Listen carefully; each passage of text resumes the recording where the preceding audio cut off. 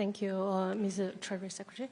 My question is, how does the U.S. plan to stabilize its economic relationship with China from further deteriorating?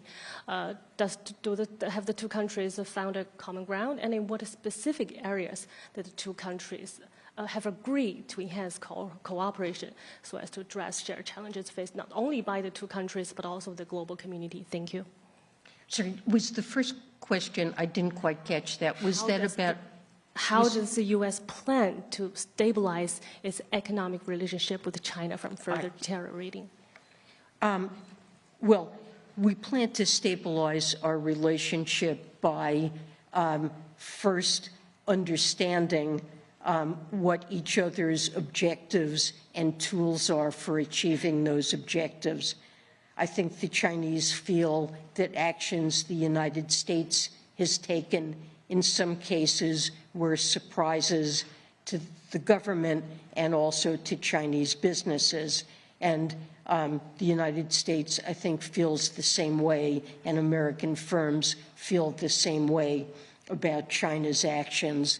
And so trying ourselves to discuss and deepen our understanding of what our objectives and tools are is the foundation for stabilizing the environment and providing a deeper understanding to firms so that they can make intelligent and rational decisions without what we would not want to see is some private sector decoupling from China, especially one that's based on misinformation, when our mutual desire, both China and the United States, is to create a level playing field and ongoing, meaningful and mutually beneficial economic relations. So that is our main focus. And then you asked about areas for cooperation. And yes, we've certainly recognized that there are areas for cooperation, and I would mention three. The first concerns climate, and both countries are committed to the goals of the Paris Agreement, and we are discussing concrete ways in which we can work together and partner to pursue this goal. And we've tasked the Economic and Financial Working Group with coming up and coming back to us with specific suggestions for areas where we can better cooperate. The area of sustainable finance, we already work together in that area, but I think we agree that there are more things that we can jointly do that are not being addressed in other multilateral fora.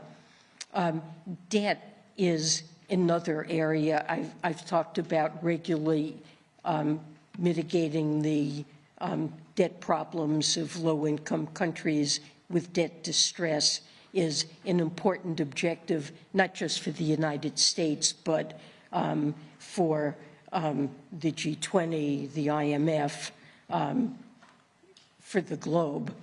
And China, as a major creditor, needs to take part in that.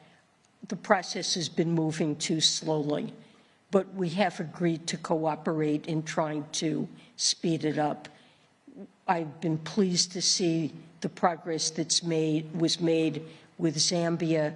There are a number of other cases that are outstanding, and we would like to see more countries that are suffering from an overwhelming amount of debt, an unsustainable amount, enter the common framework and seek debt relief.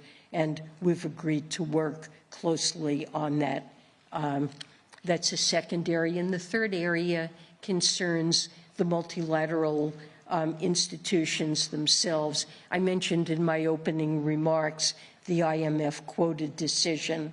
We were pleased to see that China joined most other shareholders in voting for an equally proportional increase in the IMF quota. This is something that's quite critical to many developing countries.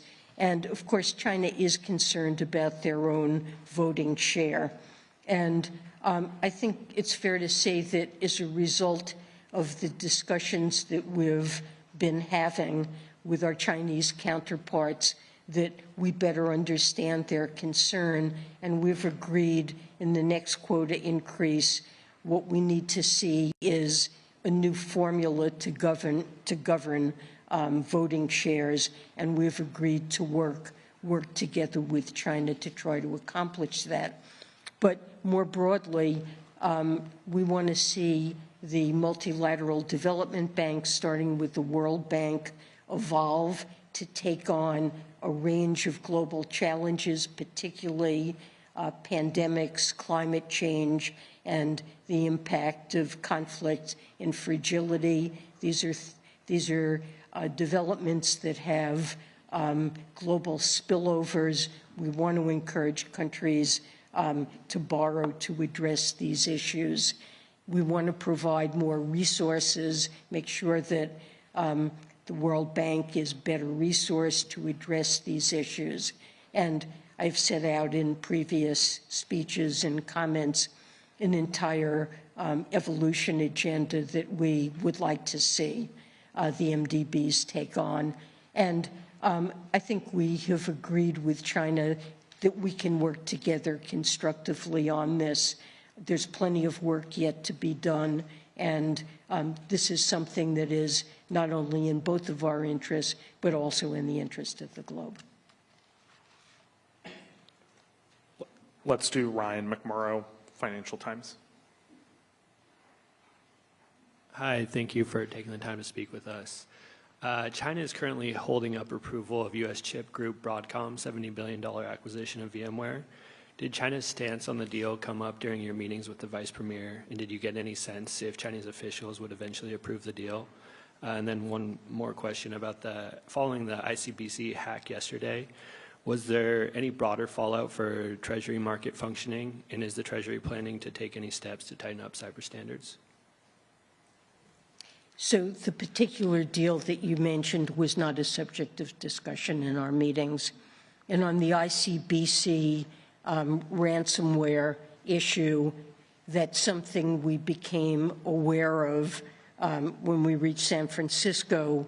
We have been working very closely with the Chinese, with the firm, and with regulators in the United States, with the federal government, the FBI, and CISA, our cybersecurity agency, to address this. Very good progress has been made. We've not seen an impact on the Treasury market.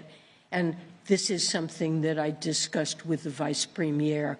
And I think it's an example of why we need close communications. This is a situation where it's critical to be able to pick up the phone and know that you will have a good response on the other end, and that we can trust one another to work together and cooperate.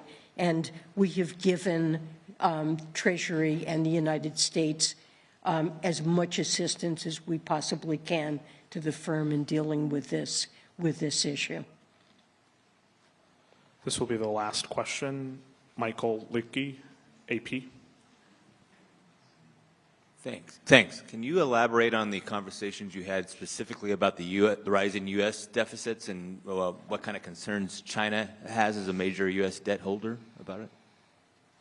Well, the U.S. fiscal outlook was a topic that we discussed in our meetings, and what I've expressed is the importance that President Biden and I attach to making sure that the United States is on a sustainable fiscal path that does entail, especially in a rising interest rate environment, bringing down deficits.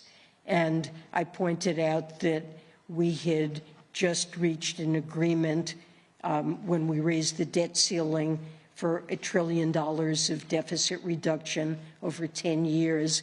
And the president has put forward proposals for an additional $2.5 trillion of deficit reduction over the next decade, in ways that would enable us to continue investing in the U.S. economy to promote growth and to address climate issues, and in ways that would raise revenue, both by adequately providing funds for the Internal Revenue Service that have a huge payoff in terms of raising collections, and also raising taxation somewhat on corporations and wealthy taxpayers, which I think would not only address the deficit, but also be greatly in the interest of tax fairness. Thank you.